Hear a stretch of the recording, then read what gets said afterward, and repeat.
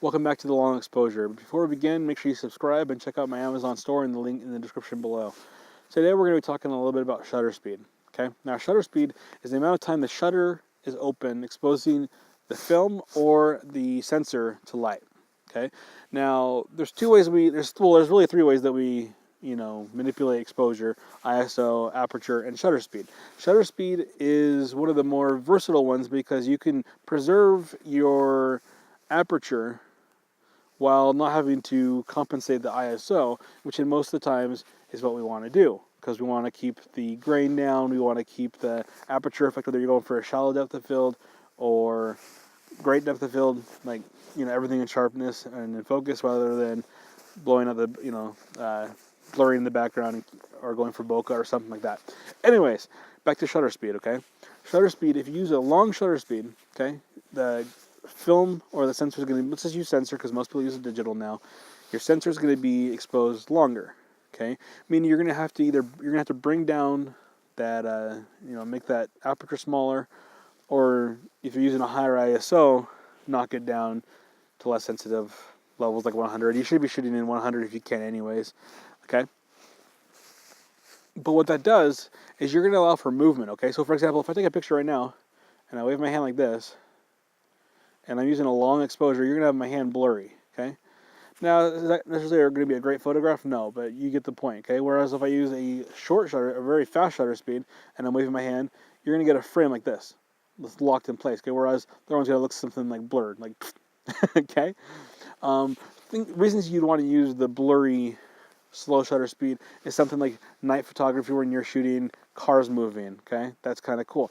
Cloud movement is kind of cool. Star movement, you've seen a photograph of the night sky where the stars are blurred and moving in a circle. That's because of the long exposure, okay? Long shutter speed.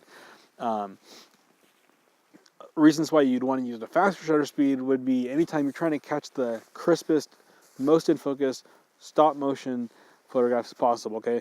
Especially if you're doing like sports or shooting like race cars, anything with a fast moving object, especially if you're like tracking something and you're using the track focus, and you're shooting and it's moving subjects, you want to use a fast shutter speed, okay? Things you want to pay attention to, and it's always good to shoot in manual and using fast shutter speeds. That way you can compensate quickly.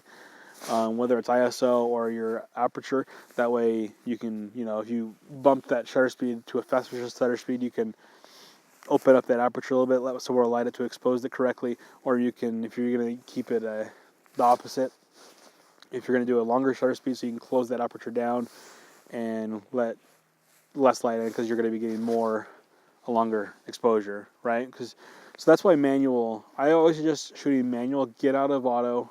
Manual is where you should be if you're serious about photography, okay? It's convenient to shoot in auto, but you're not going to get very good photographs compared to what you could get if you're shooting in manual. Anyway, guys, get out there, experiment, take some long shutter speeds. One of my favorite things to shoot long shutter speeds is waterfalls in water, okay? You get that really, really smooth, ripply, like heavenly, surreal kind of effect. Go out there, experiment. Shoot some waterfalls, very, very slow shutter speeds. You might need a neutral density filter. What that does is it blocks out some of the light. That way you can get those longer exposures without overexposing it. Because sometimes you're not going to be able to get your shutter speed, your aperture small enough and your ISO low enough to capture those. You'll let too much light in with too long of exposures. Neutral density filters are going to block that light, allow you to, get longer exposures without overexposing.